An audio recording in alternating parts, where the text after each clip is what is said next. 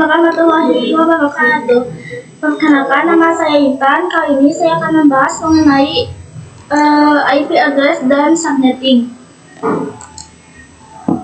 Jadi nantinya pada pembelajaran kali ini kita akan membahas mengenai pengenalan IP address dan subnetting, IP public dan IP private, kelas pool dan kelas trace addressing, kasus subnetting, konsep box subnet, konsep switch dan router. Oke, lanjut aja ke materi pengenalan IP address dan subnetting. Ketika suatu perangkat ingin terhubung ke perangkat lainnya, baik itu menggunakan wireless ataupun wired, tentu saja membutuhkan identitas nama pada setiap perangkat. Identitas tersebutlah yang dinamakan IP address. Jadi, setiap perangkat itu membutuhkan identitas unik yang dinamakan dengan IP address seperti ini. Lalu, subnetting merupakan cara metode yang digunakan untuk menentukan traffic berapa yang paling sesuai untuk digunakan. Subnetting bisa diibaratkan misal kita memiliki jaringan komputer kelas yang terdiri dari 6 komputer yang saling terhubung. Nah, berapa sih traffic yang cocok untuk 6 komputer tersebut agar bisa berkomunikasi? Nah, kalau misalnya kita menggunakan slash 24, itu jumlah IP yang tersedia kan 256. Berarti IP yang tersedia dan bisa digunakan adalah 256. Sedangkan pada jaringan komputer yang di kelas ini hanya terdapat 6 komputer saja. Nah, maka kalau misalnya kita menggunakan slash 24, jumlah IP yang bisa kita gunakan adalah 256. Maka itu mubazir karena yang kita butuhkan hanya 6. Jadi yang bisa kita simpulkan adalah traffic yang efektif untuk digunakan pada 6 komputer ini adalah slash 29. Karena slash 29 itu jumlah IP yang bisa tersedia dan digunakan adalah 8. Oke, lanjut kita bahas ke IP private dan IP public. Singkatnya, IP public merupakan IP yang digunakan di internet dan bisa diakses dari mana saja. Jadi, misal kalian mengakses facebook.com, youtube.com, dan lain sebagainya, maka secara tidak sadar kalian sedang mengakses IP public masing-masing yang dimiliki oleh mereka. Asalkan device kalian terkoneksi ke internet. Lalu, alamat IP private bisa digunakan di dalam jaringan lokal dan tidak dapat diakses langsung dari internet. Ini adalah bagian penting dari konsep yang dikenal sebagai Network Address Translation atau disingkat menjadi NAT, yang memungkinkan beberapa perangkat dalam jaringan lokal menggunakan satu alamat IP publik tunggal untuk berkomunikasi dengan internet.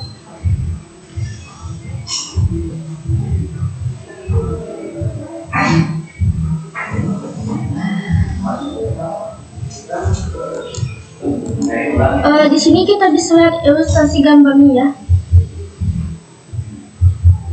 Kita mengetahui bahwa IP address itu yang bisa digunakan saat ini terdiri dari dua versi. Ada versi 4 dan versi 6. Untuk IP address versi 4 itu memiliki dua jenis, yaitu IP address public dan IP address private. Nah, untuk IP address public dan IP address private itu diklasifikasikan berdasarkan kelas, yaitu ada 5 kelas, yaitu A, B, C, D, dan E. Untuk kelas B dan E itu tidak bisa digunakan. Yang bisa digunakan saat ini itu kelas A, B, C. Nah, kalau yang ini IP public dan sedangkan yang ini adalah IP private.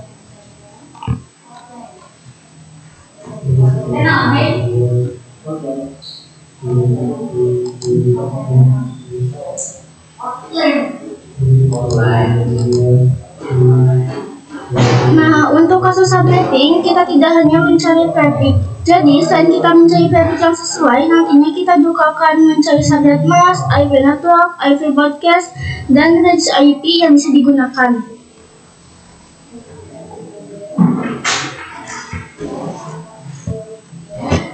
Jadi definisinya untuk traffic dan subnet class itu sama. Kalau misalnya prefix itu yang berbeda slash, nah untuk yang subdesmas itu berbentuk 4 OF 200 berapa sampai berapa. Untuk prefix dan subdesmas itu sama goalsnya, yaitu menentukan jumlah IP yang bisa digunakan. Bedanya prefix itu digunakan dalam pengkonfigurasian yang ada di vendor Cisco, akan tetapi goalsnya sama, yaitu menentukan jumlah IP yang bisa digunakan. Lalu setelah itu kita juga akan mencari IP network pada suatu jaringan WAN kita. Kemudian kita akan mencari yang namanya IP broadcast dan juga range IP yang bisa digunakan. Untuk IP network itu memiliki definisi tanda alamat pada suatu jaringan.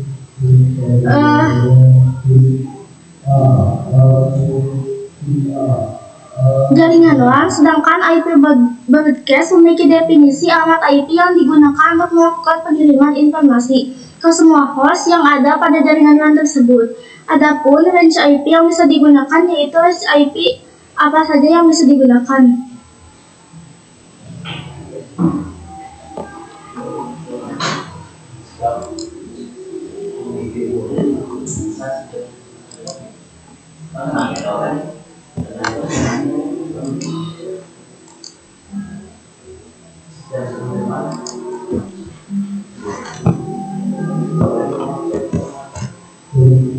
Jadi di sini saya memiliki jaringan LAN yang pada jaringan tersebut terdapat 12 bit. Lalu di sini saya menggunakan IP address kelas B.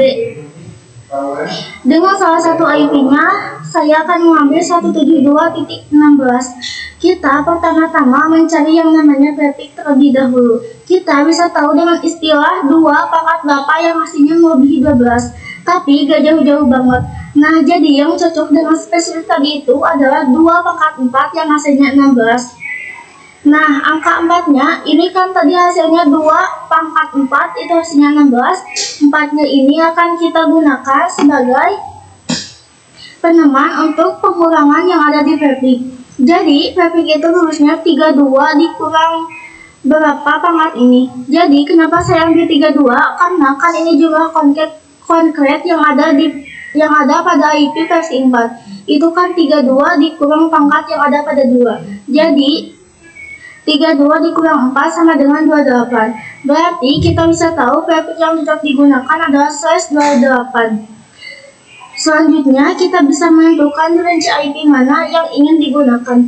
Misal saya akan menggunakan yang kedua. Jadi 172.16.10. Di sini kita nanti kosongin baru /28. Berarti kata kuncinya di sini. Nah, kita fokus di angka terakhirnya aja. Untuk angka ketiga, kalian bebas mau nentuin berapa. Mau 10, 11, mau berapapun itu, yang penting kita fokus di angka terakhirnya aja. Kan tadi kita udah menemukan prefix. Jadi, prefix yang cocok adalah /28. Selanjutnya, karena ingin menggunakan prefix kelas C, yaitu /24 sampai 32, maka kita fokuskan perubahan pada bagian terakhirnya aja. Oke, kita lanjut. Setelah kita berhasil mencari prefix, kita bisa mengetahui bahwasannya jumlah total IP yang bisa digunakan berapa. Nah, untuk mencari total IP yang kita menggunakan rumus pakai 32 lagi.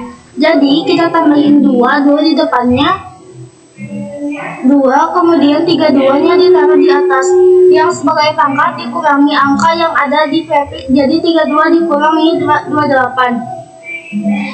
Jadi 2 pangkat 4. Nah, kalau dijumlahkan 2 pangkat 4 itu hasilnya 16. Jadi jumlah total IP yang bisa digunakan pada space 28 adalah 16 IP.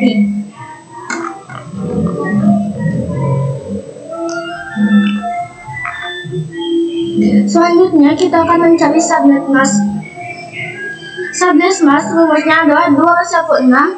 Kenapa 216? Karena jumlah total IP address itu kan 256. Nah, 256 ini dikurangi hasil dari jumlah total IP.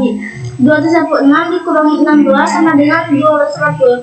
Jadi subnet mask yang bisa kita hasilkan adalah 255.255.240.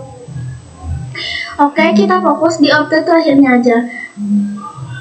Lalu langkah selanjutnya kita mencari yang namanya IP network. Jadi IP network itu bisa kita sandingkan dengan IP broadcast. IP network itu merupakan IP paling depan, IP broadcast merupakan IP paling belakang. Nah, kita mulai untuk IP network box subnet dengan 0.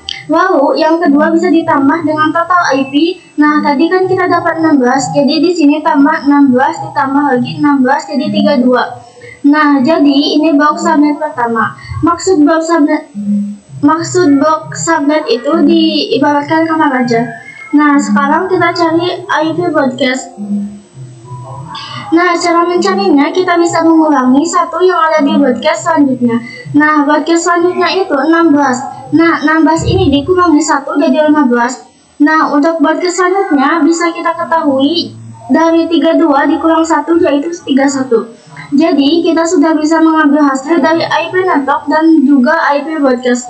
Jadi, kalau bisa disimpulkan, range apa yang bisa kita gunakan? Nah, misal kita ingin menggunakan network block subnet yang pertama, maka nanti range IP yang bisa digunakan adalah 172.16.10.0 sampai 172.16.10.16. Nah, berarti ini adalah IP yang tersedia pada SES28. Nah, perlu kalian ketahui juga bahwasannya IP network dan IP broadcast itu tidak bisa digunakan, sehingga kita hanya bisa menggunakan 172.16.10.1 sampai 172.16.10.14. Jadi, IP yang bisa digunakan pada jaringan LAN ada di topologi ini.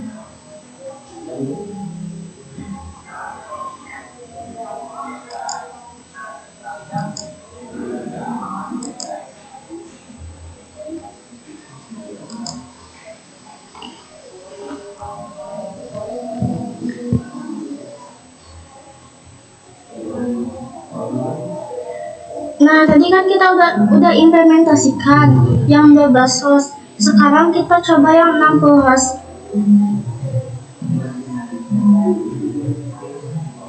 Di sini saya juga udah punya ilustrasinya.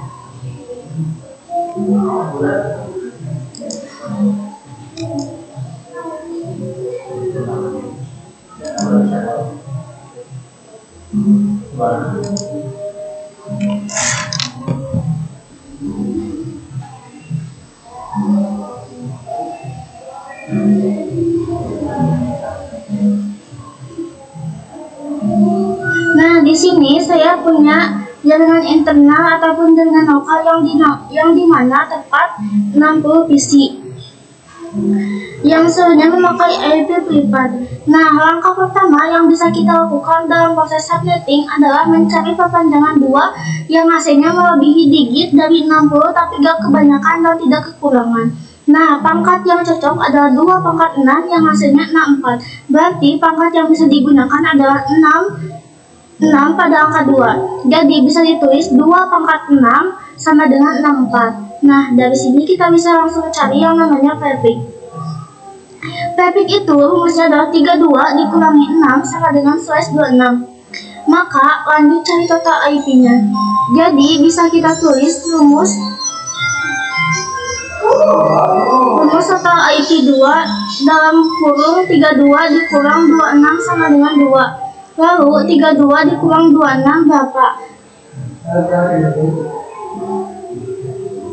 12 dikurang 6 itu berarti 2 pangkat 6. 2 pangkat 6 itu adalah 64, berarti total IP yang bisa kita gunakan adalah 64. Setelah itu kita bisa mencari yang namanya subnet mask. Nah, untuk mencari subnet mask itu rumusnya 2/6 dikurangi 64 sama dengan 192. Berarti subnet masknya itu bisa kita ambil kesimpulan adalah 255.255.255.192. Nah, setelah kita mengetahui subnet masknya dapat segini, maka kita bisa menentukan mau pakai IP address yang mana. Nah, saya akan mengambil contoh yang A. Misal di sini saya akan menggunakan IP address-nya 10.1.1 sama X. Nah, yang X ini kita kan belum mengetahui karena emang kita dapat trafficnya kelas C. Maka kita fokus sama angka terakhirnya aja. Di sini setelah kita mengetahui yang kelas A, misalkan, maka kita bisa langsung cari yang namanya IP network dan IP broadcast. Nah, di sini untuk pencarian IP network dan IP broadcast itu berdasarkan box subnet. Box subnet itu ya diibaratkan lantai aja. Misalkan lantai 1 pakai box subnet 1, lantai 2 pakai box subnet 2 dan seterusnya. Jadi di sini kita bisa cari dulu untuk IP networknya. Pasti depannya 0. Untuk box subnet kedua itu ditambah dengan total IP yaitu 64. Nah, untuk yang ketiga kita tambahin lagi 64 tambah 64 berapa? Nah, 128 dan seterusnya sampai 256. Nah, sekarang kita tinggal cari broadcastnya. Tinggal kurangi satu aja dari network yang ada di sampingnya, yaitu 63.127.191. Nah, untuk IP networknya, misal kita mau pakai box subnet yang kedua, nah tinggal tulis aja 10.1.1.64. Untuk IP broadcastnya, tinggal tulis aja 10.1.1.126. Nah, untuk IP network dan IP broadcast itu tidak bisa digunakan. Maka dari itu jumlah total IP yang bisa digunakan dari 64 dikurang 2 jadi 62.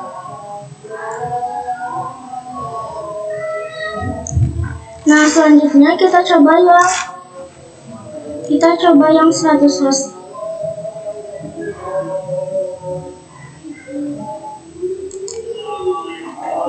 Ini aku udah ada ilustrasinya juga.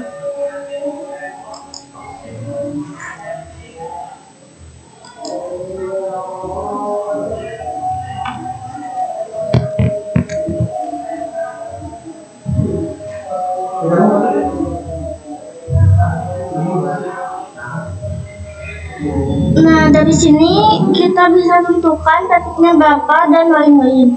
Nah, langkah pertama kita mencari perangkatan 2 yang hasilnya melebihi dari hasil yang diminta, yaitu 2/7 hasilnya 128. Nah, dari pangkat ini kita bisa mencari yang namanya traffic. Rumusnya 32 dikurang 7 sama dengan 25. Berarti traffic yang bisa digunakan adalah /25.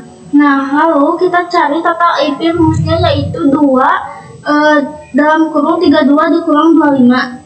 Berarti 2/7, hasilnya 128. Lalu kita cari subnet mask, rumusnya yaitu 256 dikurang total IP 128 sama dengan 1208. Jadi di sini kita bisa tulis 255.255.255.128. Langkah selanjutnya kita bisa menentukan IP mana yang mau kita pakai. Kalau di sini saya pakai kelas C. Lalu kita bisa tulis 192.168.1.x. Pokoknya 3 angka di depannya itu terserah kita. Jadi untuk 192.168.1.x /depannya itu /25. Jadi kata kuncinya di sini. Nah, kita cari IP network dan IP broadcast. Nah, untuk IP network awal mulanya pasti 0. Setelah itu ditambah sama jumlah total IP-nya, yaitu 128. 128 ditambah lagi 128 jadi 256. Nah, kita bisa cari broadcastnya, yaitu 128 dikurangi 1, yaitu 127.256 dikurangi 1.255. Nah, bisa kita simpulkan untuk IP networknya 192.168.1.127. IP broadcastnya 192.168.1.127. Nah, berarti bisa kita simpulkan IP yang bisa digunakan itu berapa? Berarti 192.168.1.1. sampai 192.168.1.250 titik 128.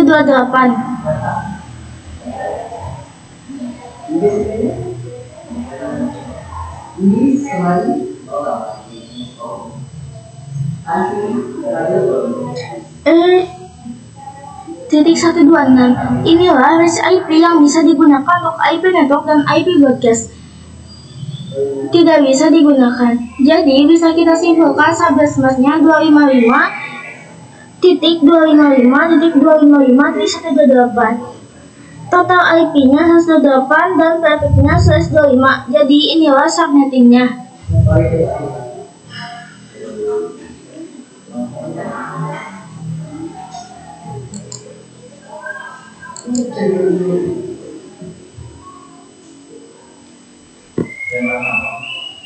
Nah, untuk selanjutnya kita akan membahas konsep blok subnet, yang dimana blok subnet itu diibaratkan seperti ruangan. Jadi misal kita ada suatu gedung, terdapat 3 lantai. Nah, untuk subnet pertama kita gunakan lantai pertama dan seterusnya secara berurutan.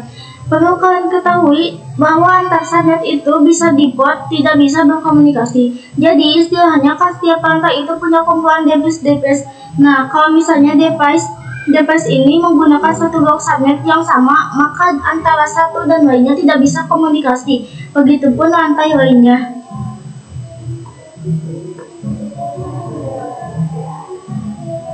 Selanjutnya kita akan mempelajari type tentang penderivasian IP address versi 4. Adapun type penderivasian IP address terdapat 3 macam, yaitu unicast, multicast, dan broadcast. Unicast itu proses pengiriman data, dan broadcast itu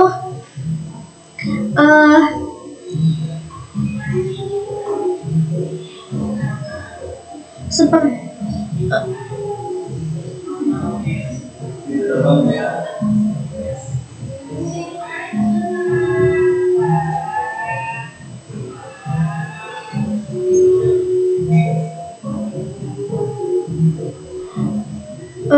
nah, kalau multicast itu one to many communication, artinya proses pengiriman data oleh satu host ke beberapa destinasi yang sudah dikelompokkan dalam satu grup, contohnya IP address class D. Kalau broadcast itu